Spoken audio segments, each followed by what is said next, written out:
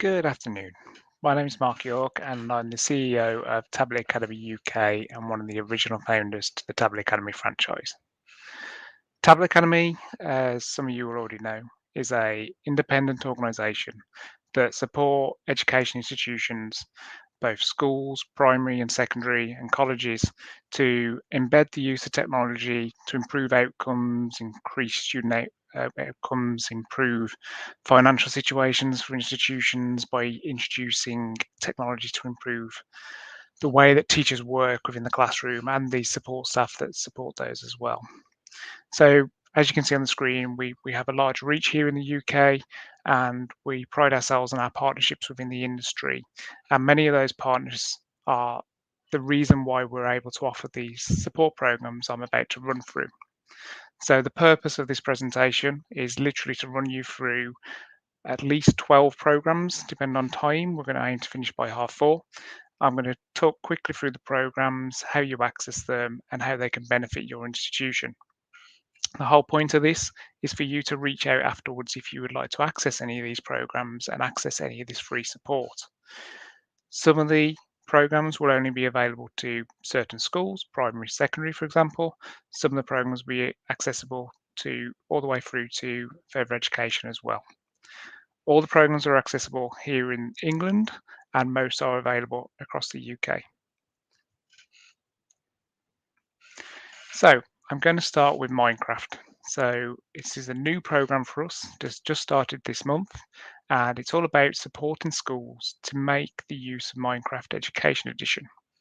So we're here to help schools get set up, make sure they've got the right licensing, the right technical capability, and we're also here to drive that use in the classroom. So our teachers are here to train your teachers and your educators in how can you use Minecraft within core subjects.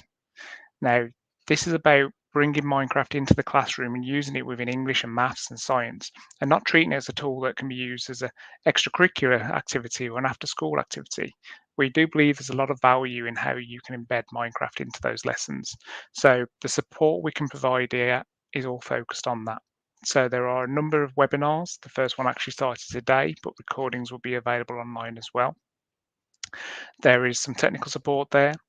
We have some opportunities to run bespoke programs with multi-academy trusts or local authorities that are looking to introduce a large number of students and teachers into using Minecraft within their learning journeys. So if this is of interest, you don't have to be a Microsoft school. Obviously, you can access Minecraft Education Edition on multiple platforms. You can follow the link that's on the screen. We'll put them into the comments as well, and we will be sharing the slides afterwards.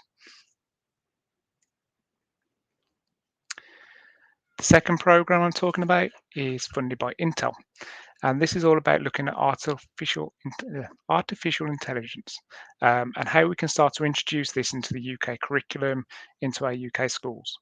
Intel have produced resources that's been developed by experts from around the world. There's over 100 hours worth of lesson plans and teacher resources there.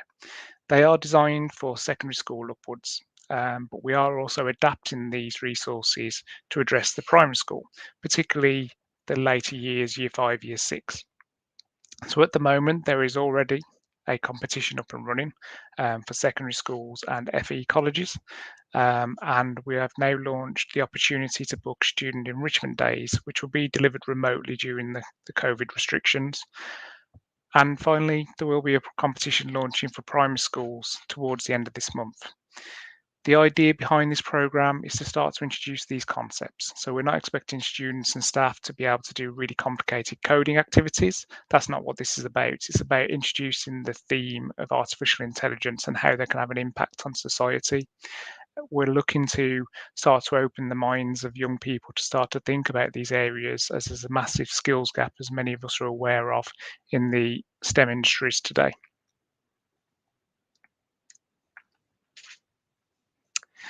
Moving from artificial intelligence to creativity, we're pleased to announce that we are starting a new program launching next month with Adobe.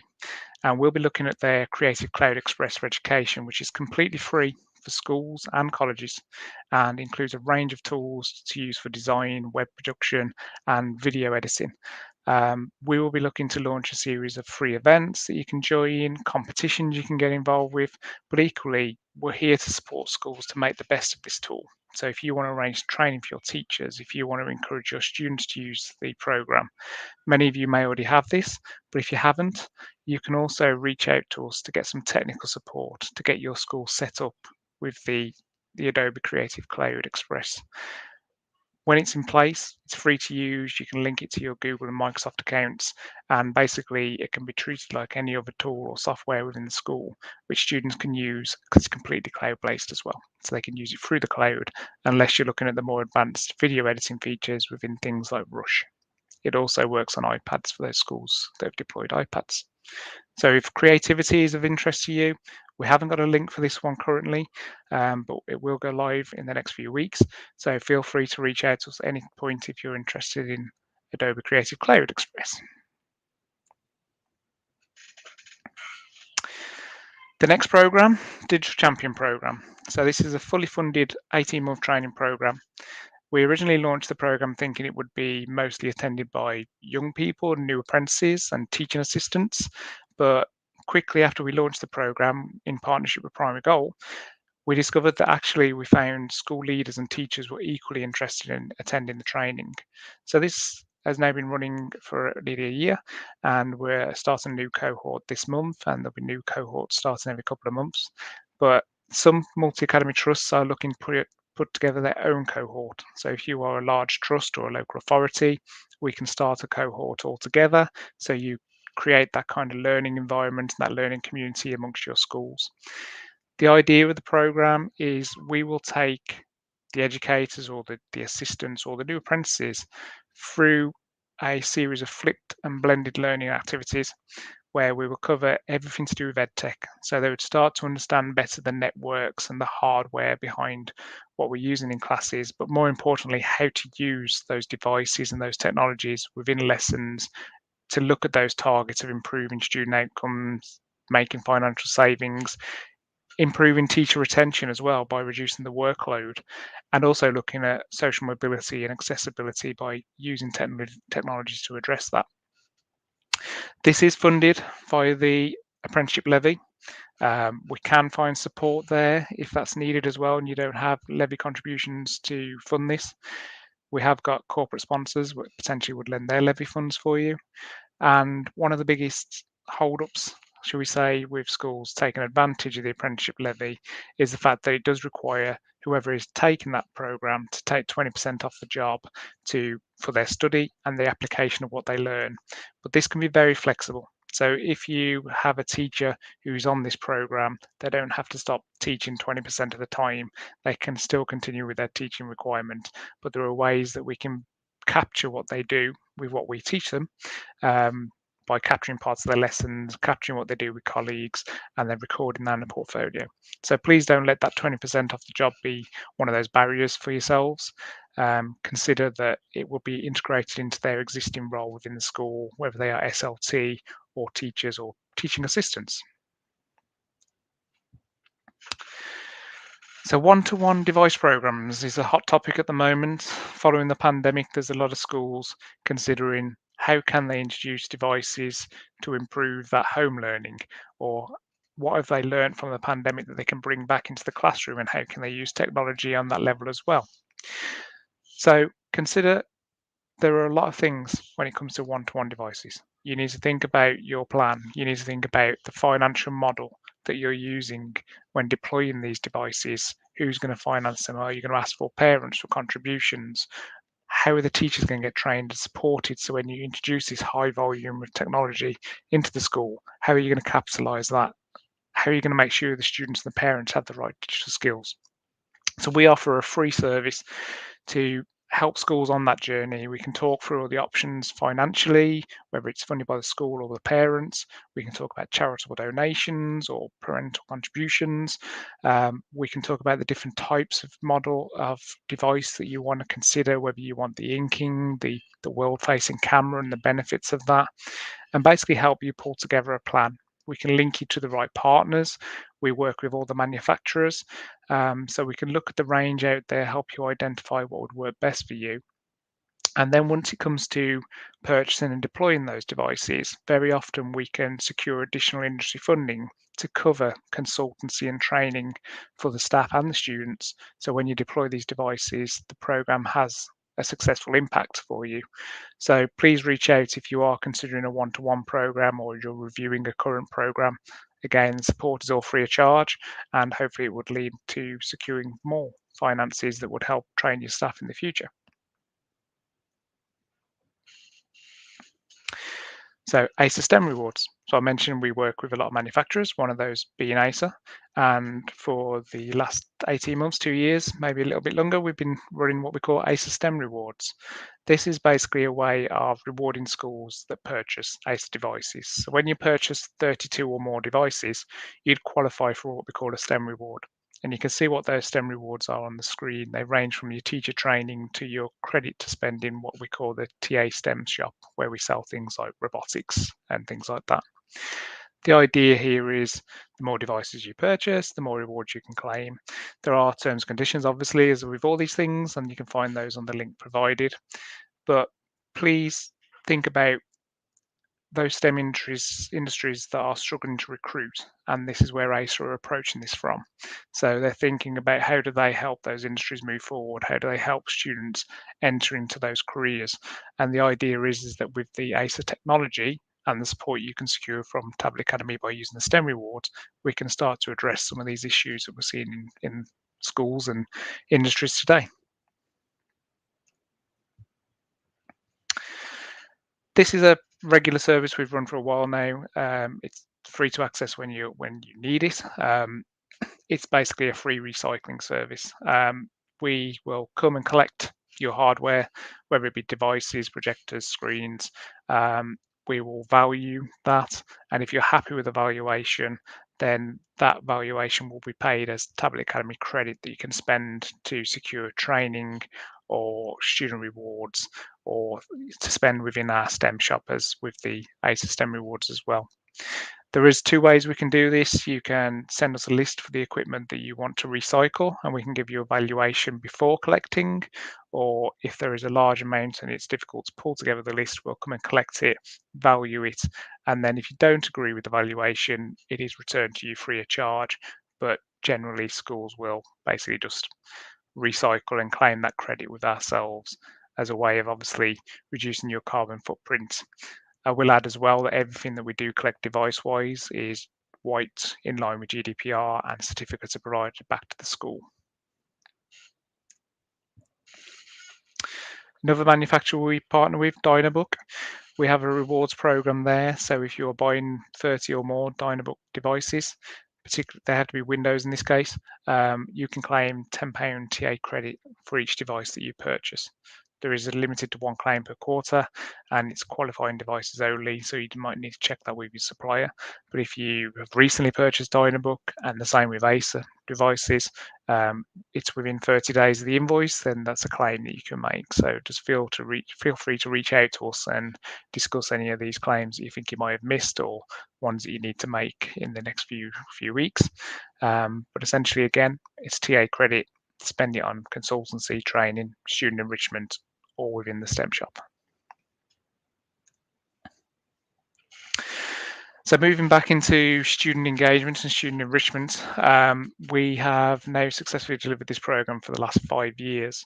We partner with the Royal Air Force Museum in Cosford and RAF Cosford to run a residential camp. It's around advanced aerospace, and it's open to typically year 9 students. It has changed back and forth a little bit due to COVID restrictions, but generally the camp will run for 3 to 5 days. 2022 is yet to be confirmed, depends on the impacts that we are dealing with COVID at the time, but it's a fully funded program. If it's the case that the parents need to transport the students to the camp, then they are refunded their transport costs. If it's the school travelling on the minibus, etc., it's all kind of funded in that way. The students will be on base, and we'll have chaperones there, so there's no teaching staff required from your institution. And our chaperones will work with those students for how long they're at camp, and they will go around a variation of activities led by the RAF, by our team, and by the museum. And it's a immersive experience in the world of engineering and STEM. It's not about recruiting for the RAF, it's about opening the eyes of students and inspiring them to consider a career that is linked to a STEM industry.